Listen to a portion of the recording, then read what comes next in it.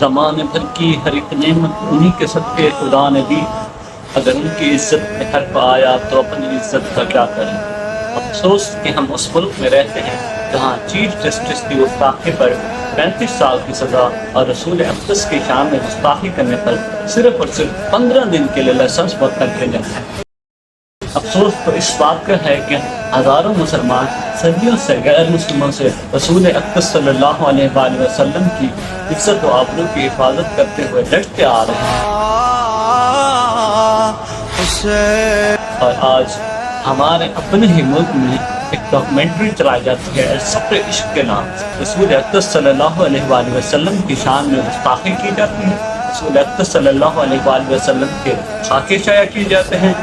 کبھی پتوں کو کیا علم کہ جن کا کوئی سایہ نہیں ان کا کوئی ثانی کیسے ہو سکتا ہے۔ آج ہم ان شہداء کی قربانی کا کیا جواز مانیں جنہوں نے فرانس کے اندر رسول اقدس صلی اللہ علیہ وآلہ وسلم کے خاکوں کو رکوانے کی خاطر اپنی جانوں کے نذرانے پیش کر دیے تھے، اور ان شہداء کا خون آج بھی یتیم خانہ چوک کی سڑکوں پر لگا ہوا ہے۔ یہ بات کسی پیر کی نہیں، کسی مولوی کی نہیں، یہ بات کسی عالم کی نہیں، یہ بات رسول اقدس صلی اللہ علیہ وآلہ وسلم کی حد سنت کی ہے، جس میں رسول اکرم صلی اللہ علیہ وآلہ وسلم کا کلمہ پڑھا ہے۔ خدا کی قسم یہ امت گنہگار تو ہو سکتی ہے مگر اپنے رسول اکرم صلی اللہ علیہ وآلہ وسلم سے غداری کا کبھی سوچ بھی نہیں سکتی۔ یہ لوگ عبادت میں تو کمزور ہو سکتے ہیں مگر عشق مصطفیٰ میں کمزور نہیں۔ لبیک لبیک لبیک یا رسول اللہ، لبیک لبیک لبیک یا رسول اللہ، لبیک لبیک۔ پھر یہ لوگ معافی مانگتے ہیں کہ یہ سفر عشق نامی ڈاکومنٹری ان لوگوں نے تیار نہیں کی۔ بات آتی ہے اس ڈرامے کی جو اس وقت جیو کے چینل پر چل رہا ہے، جس کو ہمارا ہر بچہ، ہر نوجوان، ہر بزرگ بڑی شوق سے دیکھ رہا ہے، اور اس میں ان لوگوں نے تعلیمات اسلامی کے بک کو پھینکا جس پر مسجد نبی صلی اللہ علیہ وآلہ وسلم کی تصویر بنی ہے۔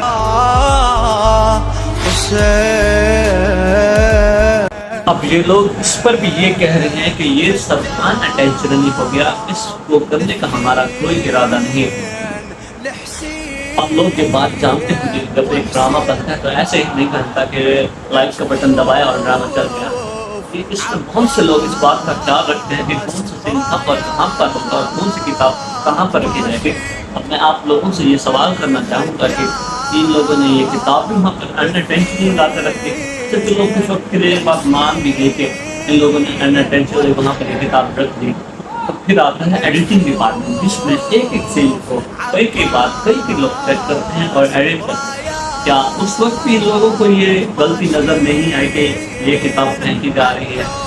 آپ لوگوں کو یہ بات بتاتا چلوں کہ ہم حضور اکرم صلی اللہ علیہ وآلہ وسلم کی شان میں گستاخی ہرگز برداشت نہیں کریں گے۔ اللہ تعالیٰ کی ذات ستار العیوب ہے، وہ لوگوں کے عیبوں کو چھپاتے ہیں، مگر جب رسول اکرم صلی اللہ علیہ وآلہ وسلم کی بات آ جائے تو اللہ تعالیٰ ان کے گستاخوں کے 9 عیبوں کو بیان کرنے کے بعد فرماتے ہیں کہ اے اللہ کے رسول، جو آپ کا نہیں وہ پاپ کا نہیں۔ ہم اس کی شرائع کرتے ہیں کہ وہ حرامی ہے، حرامی ہے، حرامی۔ اور کسی ایسے شخص کے کہے میں نہ آ جانا جو بہت قسمیں کھانے والا ہے، ذلیل ہے، شرارت سے اشارے کرنے والا، لگائی بجھائی کرنے والا، مال دینے میں بڑا بخیل، حد سے بڑھا ہوا بدکار، سخت خو اور اس کے علاوہ بدذات۔ بھی ممالک میں جو گستاخیاں ہوئی ہم نے اس کے خلاف احتجاج کیا۔ تسلیمہ نسرین جیسی ملعونہ طوائف نے جب حضور اکرم صلی اللہ علیہ وآلہ وسلم کی شان میں گستاخی کی، ہم نے اس پر بھی احتجاج کیا۔ ہم لوگ ہر چیز کو برداشت کر سکتے ہیں مگر اپنے آقا و مولا کی شان میں ذرا سے بھی بے ادبی برداشت نہیں کریں گے۔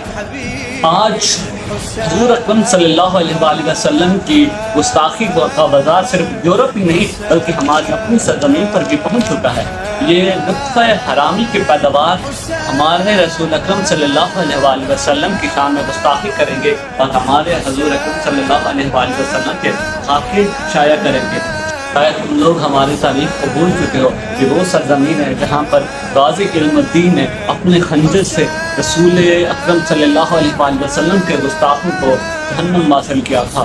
غازی علم الدین دی ماں آخری باری جدو ملن گئی نا میاں والی جیل تو رو پئی، انہیں کہا ماں تو جلی ہے؟ بہت سارے ماما دے پتر جمدیا مر گئے ہونے، کوئی تپ چڑھیا مر گئے ہونے، کوئی سپ لڑیا مر گئے ہونے، को डुब के मर गए उन्हें, तो कितनी खुश नसीब है कि तेरा पुत्र हुजूर की इज्जत से जान दे जाएगा।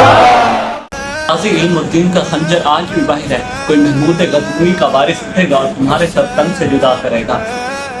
अब मैं सलाम पेश करता हूँ इस्लाम के उन शेरों को जिन्होंने अपने घरों से निकलकर रसूल अकरम सल्लल्लाहु अलैहि वसल्लम की इज्जत और अज़मत का परचम बुलंद किया और जियो न्यूज़ के खिलाफ एहतजाज किया।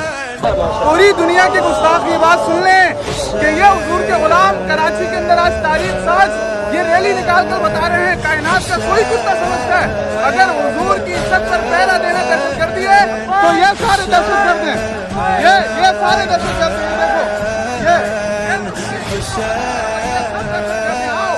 ये मोहम्मद अरबी के गुलाम है, ये वहां पर ठाटे मारते हुए समंदर आपको बता रहे हैं कि हुजूर की इज्जत पर पहरा देने के लिए अहले सुन्नत अभी जाग रही है। गवर्नमेंट से ये सवाल करना चाहूँगा कि कहाँ है 1985 में कायम करदा सेक्शन 295 का कानून, जिसमें साफ अल्फाज में लिखा गया था कि गुस्ताखे रसूल को उम्र कैद की सजा या फिर मौत दी जाएगी, और फिर 1991 में जिसको बदल कर गुस्ताखी की सजा सिर्फ और सिर्फ मौत कर दी गई। अब मैं हर उस मुसलमान से गुजारिश करूंगा जिसमें रसूल अकरम सल्लल्लाहु अलैहि वसल्लम का कलमा पड़ा है कि इसके खिलाफ जितना हो सके कार्रवाई करें। अगर आज हम लोगों ने इस बात को इस तरह जान दिया तो न जाने कल कितने और कुत्ते रसूल अकरम सल्लल्लाहु अलैहि वसल्लम की शान अक्स में गुस्ताखी करेंगे, उनके खिलाफ भौंकेंगे। और अगर हम लोग आज पीछे हट गए तो कल को हजारों लोग पीछे हट जाएंगे। ऐसा नहीं है कि ये काम आज हुआ है तो कल नहीं होगा, दोबारा होगा। इनके बाप जो पीछे बैठे हैं इनसे ये काम दोबारा करवाएंगे। आने वाले हर उस शख्स से गुजारिश करूँगा कि जियो के हर चैनल को बैन किया जाए और इनके हर सोशल मीडिया अकाउंट को ब्लॉक करें, उनके खिलाफ रिपोर्ट करें और जितना हो सके इस पैगाम को फैलाएं और अपने हलाली होने का सबूत दें और रसूल अकरम सल्लल्लाहु अलैहि वसल्लम की शान में गुस्ताखों को कड़ी से कड़ी सजा देने की गवर्नमेंट से अपील करें।